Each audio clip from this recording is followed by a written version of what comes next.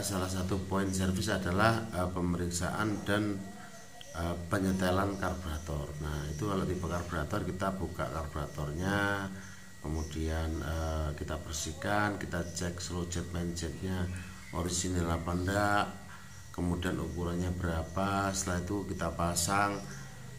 Setelah dipasang, nah tadi kan kita buka busi, jadi habis buka busi pembakarannya gimana? Kalau pembakarannya memang hitam ya berarti setelan udaranya terlalu nutup. Kalau pembakarannya terlalu putih atau putih berarti penyetelan udaranya terlalu buka. Nah, dan kalau sudah normal umpama merah bata ya berarti kita tinggal penyesuaian RPM naik di nada tinggi baru kita lepas. Jadi tidak perlu ada yang dirubah. Itu untuk penyetelan karburator. Kalau untuk injeksi yang jelas untuk sensor-sensor yang perlu kita periksa. Jadi nggak ada karburator lagi, maka ada sensor TP, ada sensor CKP, ada sensor misalnya apa ya, kalau injeksi itu mainnya ke sensor-sensor, jadi itu diperiksa semua. Assalamualaikum warahmatullahi wabarakatuh. Ketemu lagi di channel Santo XMPM. Kali ini saya mau membahas tentang servis atau engine tune up. Jadi di bengkel itu kan banyak orang yang datang bawa motor, mas servis mas tune up mas. Nah, sebetulnya servis atau tune up itu apa sih? Kalau servis itu kan kata dari kata melayani ya. Tapi kalau engine tune up itu artinya mengembalikan mesin pada performance semula. Jadi mesin itu diservis, di tune up itu tujuannya mengembalikan ke performance semula. Jadi motor enak meneh bahasa kayak gitu. Apa aja yang dikerjakan? Pertama, kalau servis itu banyak orang nggak bisa di servis itu apa nih Bang? Nah, ini yang pertama yang jelas satu adalah pemeriksaan dan penyetelan klep.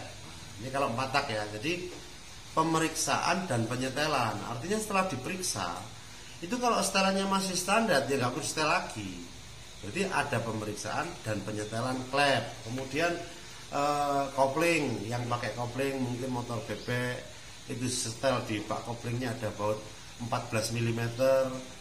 Nanti di konten saya kan ada cara penyetelan kopling itu. Terus kemudian kalau untuk matic kebetulan kan nggak nyetel kopling ya, istilahnya nggak ada. Kalau motor sport setel kopling juga. Nah itu apa yang disetel? Jadi ada jarak main bebas di handle kopling. Kalau motornya sport atau GL, CB, Tiger itu berarti jarak main bebasnya itu kurang lebih 10-15 mm. Itu untuk pengerjaan penyetelan kopling. Kemudian ada pemeriksaan dan penggantian oli. Nah, oli mesin itu ada pemeriksaan penggantian oli mesin. Nah, itu termasuk poin di servis juga. Artinya ketika ganti oli itu jasanya sudah masuk di poin pekerjaan itu, servis. Kemudian setelah itu pemeriksaan dan penggantian oli transmisi. Oli transmisi itu yang orang-orang bilang kalau matic itu biasanya orang ngomongin oli gardan.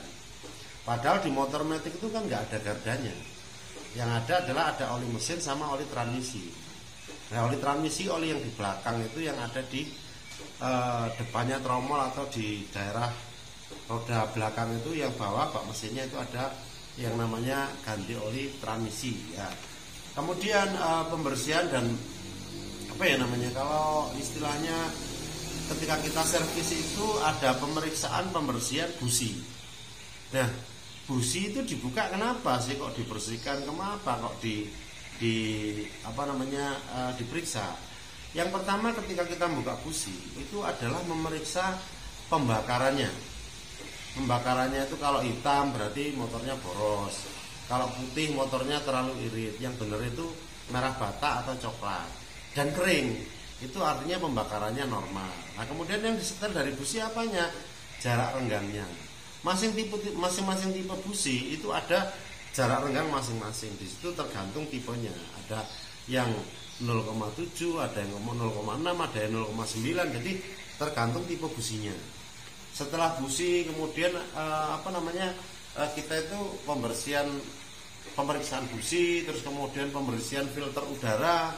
Kalau pembersihan filter udara kalau yang tipe terbaru itu istilahnya sudah nggak boleh disemprot, jadi dibersihkan area filternya aja.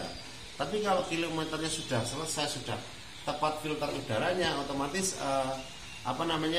berarti filter udaranya waktunya ganti. Jadi setiap penggantian filter udara itu 16.000 kilo, jadi setiap 16.000 kilo itu filter udara seharusnya diganti. Kenapa kok harus diganti? Ya itu karena yang menyaring udara masuk ke ruang bakar itu udaranya disaring dulu. Kalau penyaringnya enggak sudah kotor ya otomatis sudah waktunya ganti. Itu kemudian pembersihan dan penggantian filter udara, kemudian lanjut ke pemeriksaan apa setelah filter udara. Berarti nanti ada penyetelan, kalau yang bukan matic loh ya, itu ada penyetelan rantai roda, soalnya rantai roda. Kemudian rantai roda itu apa perlu disetel? Ya perlu, karena memang itu ada jarak main bebas. Cara nyetel rantai roda itu dicari yang paling tegang, itu dikasih toleransi antara 20-30 mm pergerakannya naik turunnya. Oke, itu penyetelan rantai roda. Kemudian setelah penyetelan rantai roda, dilumasi rantai rodanya supaya nggak kering, supaya nggak buru. Oke, selanjutnya setelah penyetelan dan istilahnya pelumasan rantai roda, ada lagi penyetelan rem. Nah, rem itu apa bisa disetel? Kalau rem tromol ya bisa disetel. Ya, istilahnya penyetelan rem tromol. Contoh yang pakai handle, kalau matic pakai handle ke kiri, kemudian yang kanan kan pasti cakram. Kalau yang motor sport biasanya yang belakang itu tromol kayak Tiger, Mega Pro. Tapi kalau yang terbaru sudah pakai disc brake semua. Jadi istilahnya penggantiannya itu enggak selalu, penyetelannya itu tidak harus disetel kalau posisinya yang pakai cakram, karena itu kita tinggal lihat ketebalan kampas, minyak remnya turun apa enggak. Kalau minyak kampasnya semakin tipis berarti minyak remnya semakin turun. Nanti ketika kita ganti kampas yang baru, maka minyaknya naik lagi. Oke, setelah pemeriksaan rem, kemudian ada pemeriksaan klakson, bel. Kenapa bel itu harus diperiksa? Karena itu adalah salah satu komponen safety. Ketika kita mau menyalip, kita mungkin misalnya ada orang di depan kita, mungkin orang butuh minggir, itu kan untuk pengingat. Jadi ketika di bel orangnya menepi. Artinya apa? Itu perlu diperiksa juga klaksonnya. Kemudian kalau yang tipe selanjutnya setelah klakson itu ada pemeriksaan baterai. Pemeriksaan baterai kalau yang lama aki basah itu ya mungkin biasanya ngecek air aki. Tapi kalau yang kering biasanya dicek tegangannya berapa, perlu dicas apa enggak. Kalau nggak perlu dicas ya nggak usah dicas, tapi kita memeriksa tegangannya berapa. Kemudian cek kekencangan baut. Nah, ini kekencangan baut ini jarang yang istilahnya orang-orang itu memperhatikan. Kenapa? Kekencangan baut itu, torsi itu kan kadang-kadang motor itu getar sekali, getarannya terlalu tinggi. Karena baut pengikat di mesin di bodi itu biasanya ada yang kendor. Baut-baut yang di lengan ayun biasanya ada yang kendor, sehingga getarannya semakin tinggi. Kemudian setelah torsi, kemudian cek sekok belakang, sok depan, ada kebocoran apa enggak, mainnya enak apa enggak, itu semua diperiksa. Kemudian setelah ngecek sekok itu ada lagi pekerjaan apa? Stang kemudi. Stang kemudi itu bukan setirnya aja, kita memeriksa setirnya miring apa enggak, kemudian steering stem atau koneksnya itu kekencengan apa enggak, karena itu untuk kenyamanan mengendarai. Jadi setelah kan yang jelas butuh nyaman, setirnya berat apa enggak, setirnya miring apa enggak, kemudian apalagi ya istilahnya kalau posisinya yang pakai motor itu nggak nyaman, otomatis ya berarti motornya nggak enak. Terus yang terakhir kemudian pemeriksaan dan penambahan atau penggantian air radiator. Itu untuk yang motor terbaru ada istilahnya sudah pakai radiator.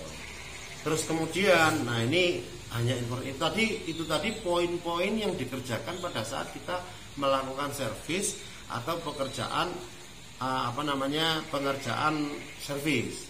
Terus terakhir setelah semua dikerjakan baru dicek-cek semua, cek antara klakson, fungsi tombol, lampu depan, belakang, lampu rem dan yang lain-lain, instrumen itu dicek semua. Kemudian nah ini ada alat penunjang. Alat penunjang ketika sekarang motornya eranya sudah teknologi injeksi, maka mungkin ini buat teman-teman yang belum punya alat ya enggak apa-apa, karena memang beda tempat, beda kemampuan, beda ini juga. Tapi kalau mungkin yang sudah punya alat kayak gini, istilahnya alat HIDS ini kan Honda Injection Diagnostic tool, artinya ini untuk memeriksa sensor-sensornya, kemudian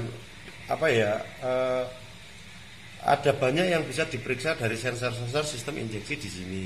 Kalau kita sudah mengerjakan injeksi ya paling tidak ada punya alat 1-2 lah. Kemudian ini alat ini mau nanti ini mau saya produksi banyak. Ini masih trial. Jadi ini adalah alat untuk mengukur atau memeriksa CKP tanpa melepas dari motornya. Jadi apakah CKP-nya itu masih berfungsi, sensor CKP itu masih berfungsi dengan baik atau enggak, nanti kita bisa periksa dari alat ini. Ini sudah kita coba, yang mati gimana, yang masih bagus gimana, ini akhirnya ya alhamdulillah sudah jadi. Nanti kedepannya pasti saya akan ini juga, mungkin kalau ada teman-teman yang butuh, teman-teman yang berminat atau apa, nanti silakan japri. Ya. Jangan istilahnya jangan pesen di konten YouTube, nggak usah, mending cari kontak saya, nanti disitulah monggo silakan WA, silakan tanya-tanya nanti gimana caranya, gimana cara mendapatkannya. Silakan teman-teman pengen tahu nomor WA saya, itu ada di Instagramnya IG Mbak Dokter Official. Di Mbak Dokter Official itu ada nomor kontak personnya Santo. Jadi setelah dikerjakan servis, kemudian dilakukan yang namanya pemeriksaan akhir atau final check. Nah, di final check itu dicek lagi yang dikerjakan tadi apa saja dari poin-poin yang saya jelaskan tadi, kemudian lampu-lampu, klakson, setang kemudi, dan terakhir bannya juga dicek tekanan udara bannya itu istilahnya. Jadi ketika kita mau menyerahkan motor ke konsumen itu motor memang sudah layak untuk dilepas ke konsumen. Nah, mungkin satu poin yang perlu saya jelaskan juga, kenapa kok muncul jasa untuk engine tune up atau service itu 60.000, ada yang 70.000, ada yang 50.000, kan masing-masing tipe kan beda. Jadi intinya bahwa service poin-poin yang dikerjakan dari A setelah klep sampai dengan final check ini tadi, semua pekerjaan itu membutuhkan waktu antara 45 menit sampai 1 jam, dengan catatan itu tanpa trouble. Jadi nggak ono trouble, jadi nggak ada masalah, nggak ada macet, nggak ada apa, itu pekerjaan itu seharusnya 45 menit selesai. Kalaupun molor-molornya itu paling tidak 1 jam selesai. Sehingga acuan kita bahwa FRT atau flat rate time itu untuk 2021 itu 62.000 per jam.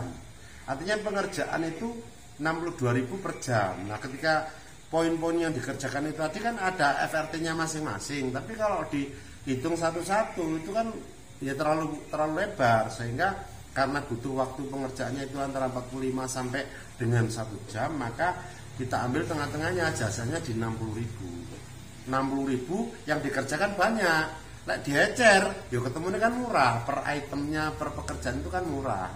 Jadi seperti itu. Nah, kemarin ada yang tanya juga, FRT itu apa sih? FRT itu flat rate time. Jadi waktu yang dibutuhkan untuk mengerjakan atau penggantian komponen atau menyelesaikan pekerjaan lah, bahasa kayak gitu. Contoh yang kemarin saya bahas kan ganti silinder blok. Jadi ganti silinder blok itu dibutuhkan waktu berapa? Kalau untuk motornya Tiger butuh waktu sekitar 3 jam berapa itu kan. Nah, disitulah dikalikan kali 62.000 rupiah. Nah, ketika di part katalog itu ada kata 0,6, 0,2, 0, berapa itu artinya jam. Jadi kalau 0,6 berarti 0,6 itu 0,6 dikali 60 menit. Ketemunya berapa menit pengerjaannya.